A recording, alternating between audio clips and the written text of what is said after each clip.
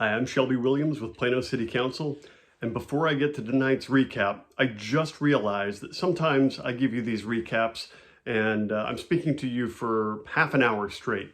That may actually be the longest I go in my waking life without taking a drink of water. Just now dawned on me.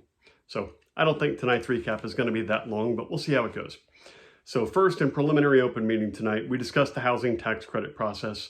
Not so much the process itself, but the fact that we have found a consultant who's going to help us go through the process of evaluating the process so that after it's anticipated to be about 4 months, they're going to come before council with recommendations on how to go through our housing tax credit process. So for the uninitiated, we don't actually grant housing tax credits. The housing tax credits, 4% or 9%, are granted by the Texas Department of Housing and Community Affairs, TDHCA for short, in Austin.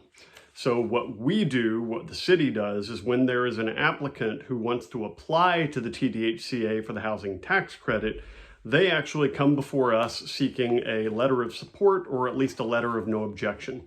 So we have several criteria that we review to determine whether we're going to issue a letter of support or a letter of no objection. We can actually issue a letter of objection if we find that it's called for. So we have now revised this process, or at least gone to revise this process 3 times in the past nearly 4 years that I've been serving you in office, which suggests to me that something foundational is at issue with how we go about this. So I won't rehash right now the issues we've found at every turn. Suffice it to say for the moment that we have found issues at every turn. So continuing to tweak that process is not yielding fruit, and we are going back to the drawing board to see how we want to approach this to begin with. So look for that in about 4 to 5 months in a future recap at a city council meeting. Then we had a good discussion about the short-term rental task force. So as everybody who pays attention to this recap knows, we have in recent meetings been discussing more and more taking decisive action to limit or restrict short-term rentals in the city of Plano in residential areas.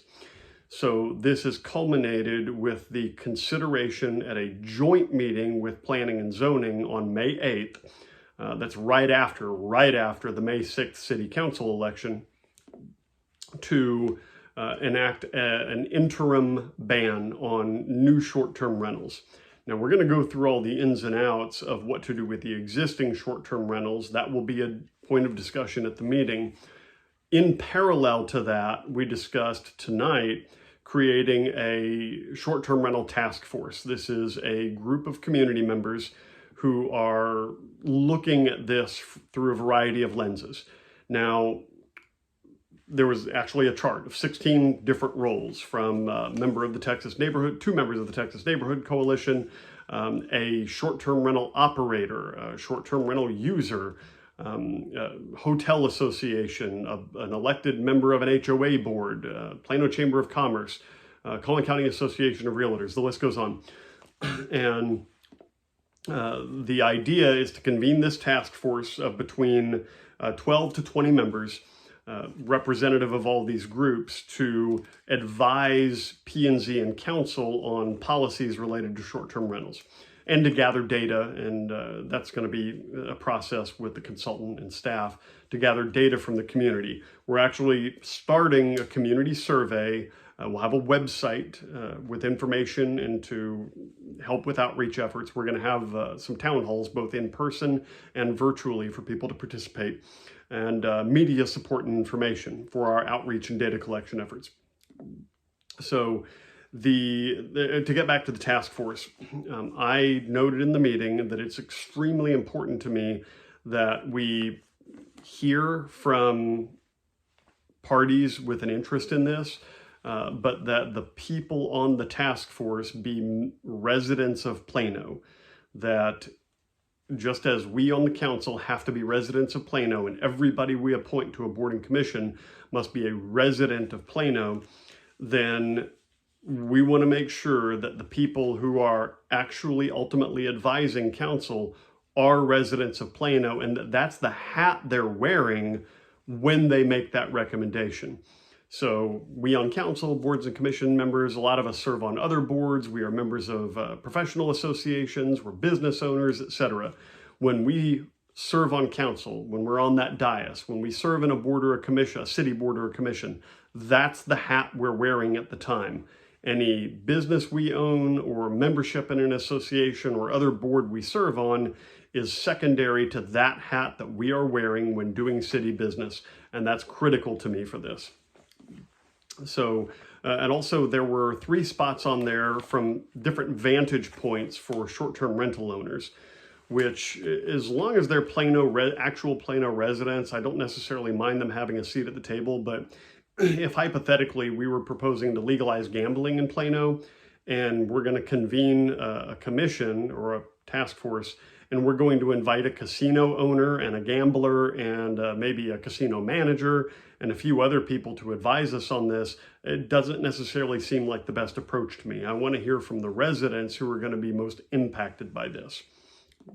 So the information gathering process is probably going to take about 4 or 5 months. And then we're going to go through the process of actually synthesizing that data, presumably conducting other town halls, and gathering citizen feedback to proposed measures. Anything we ultimately do will have to go through planning and zoning and city council. So we then moved on to a discussion with the Community Relations Commission regarding our grant process. So through the Buffington grant process, not-for-profit organizations can apply to the city on an annual basis for funding.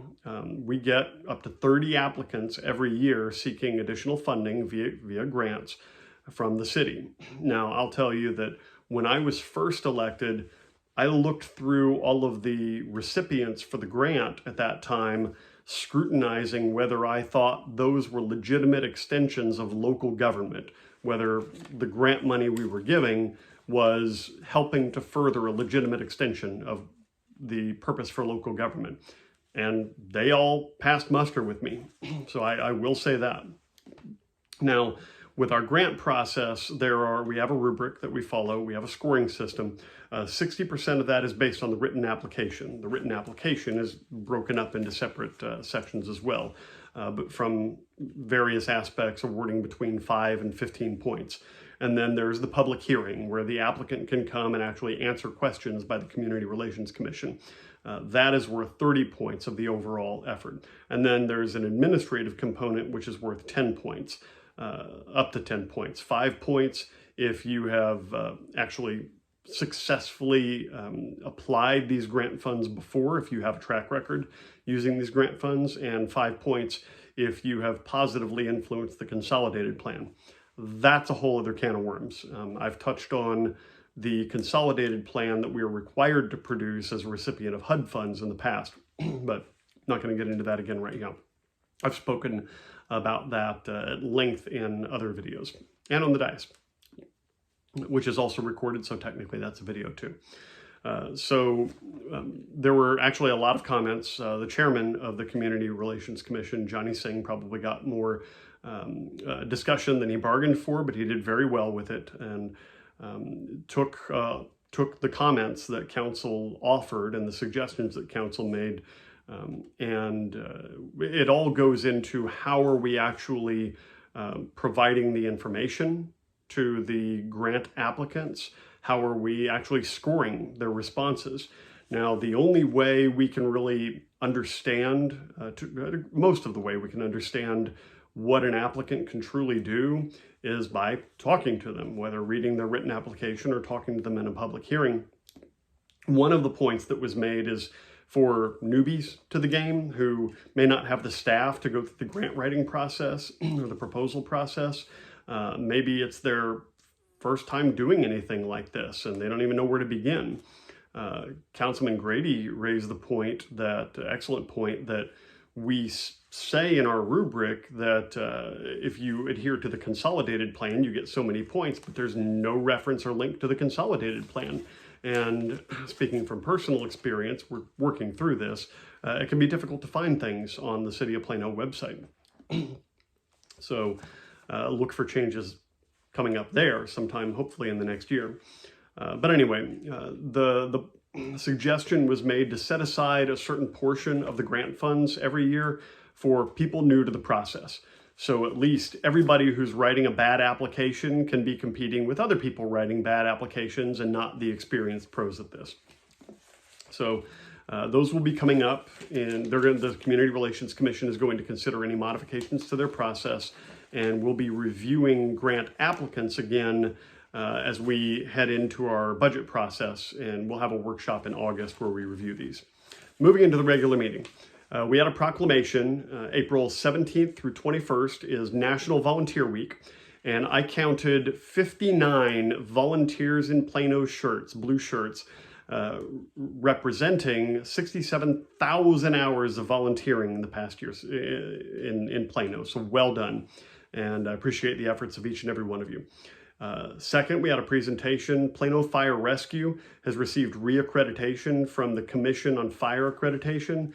So this should come as no surprise to anyone. Plano Fire Rescue is one of the most heavily accredited fire departments in the entire nation, and is just one more piece of evidence why Plano Fire Rescue and Plano Public Safety is the best of the best. We saw the oath of office of Karen Belessa, who's joining the Board of Adjustment. Thank you for your service, Karen. And then we moved into the items for individual consideration. The first was an SUP, specific use permit, for a martial arts studio for traditional Okinawan karate near Capitol Avenue and N Avenue on the east side. This passed without debate, 8-0. The second discussion was for a multifamily project at J Place. If I recall correctly, it was some 350 units. I actually recused myself from this vote because I had received a campaign contribution from a party interested in the development. I recused myself. I wasn't anywhere near the dais, so I don't actually know everything that was discussed there, but I did hear that it passed 6-1 with one abstention being me. The third item we had was to rename Oak Point Park Nature and Retreat Center to the wildly different The Nature and Retreat Center at Oak Point Park.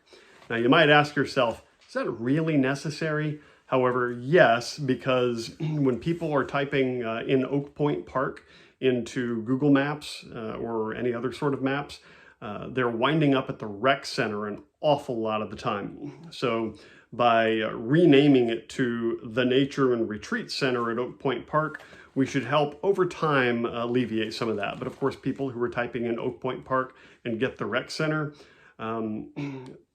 if they just pull up the rec center and drive there anyway, then they're going to get the rec center. But this should help in Google Maps and other platforms like that redirect some traffic to the actual Nature and Retreat Center at Oak Point Park. We then approved a temporary agreement, a year-long extension with CoServ, while we negotiate a more detailed and longer-term agreement. And then lastly, we approved the DART ILA interlocal agreement to recoup $28 million of your tax money. So a little background on this. During the pandemic, DART received a ton of federal dollars, but they still kept getting all of our sales tax dollars. And so they wound up with a sales tax surplus. So now they've got a bunch of money that really belongs to the member cities, 13 member cities, and really belongs to you, the taxpayers. So they are providing an interlocal agreement, their suggested language for the interlocal agreement, to each of the 13 member cities, whereby if they approve of transit-related projects, they will reimburse us for those expenditures. Well, I've got some issues, obviously. However, the tack we're going to take, we provided different language, which they rejected out of hand, like they didn't even bother to look at it really. They're going to go with this. So they provided the same ILA back to us. So what we're going to do with this is we've got our projects identified, which are things that we're going to be doing anyway. We're going to program these projects into our budget and our CIP the same way we would if we were never executing such an ILA with DART. And we're going to go through them as quickly as possible, and because there are strings attached, there are certain provisions, etc., that may make DART say, no, you don't get that money after all. So we're going to go through them as quickly as possible and then submit the requests for reimbursement so that if we do get the reimbursement, it'll be a windfall. Now, it is worth noting that Mayor Munns, myself, and our policy director, Andrew Fortune, were at the Capitol in Austin last week testifying on behalf of a bill that would require greater financial transparency by DART to show its member cities what it's spending in each member city. That saw some interesting hearings. We were able to testify in both the Senate and the House. Representative Matt Shaheen has filed this bill and is carrying it in the House. Senator Angela Paxton has filed a companion bill in the Senate, and we were able to be heard in both House and Senate committees on the same day. So thank you to Chairman Nichols and Canales, respectively, for hearing us on the same day. This is continuing to wind through the legislature, but at the very most basic level, the city of Plano is going to provide $106+ million of your tax money just this year to the DART organization. And it's only right that we understand how much of that money is being actually spent in the city of Plano. And the city of Dallas should understand the same. Garland, Farmers Branch, all the other DART member cities should understand what's being spent in their cities. And that's what this bill is about. So I may actually be going back to the Capitol on next Tuesday to testify on behalf of a whole other bill impacting the city of Plano and you. So stay tuned for more. Next time, I'm Shelby Williams with Plano City Council. Good night, or good morning. You're seeing this in the morning. And God bless.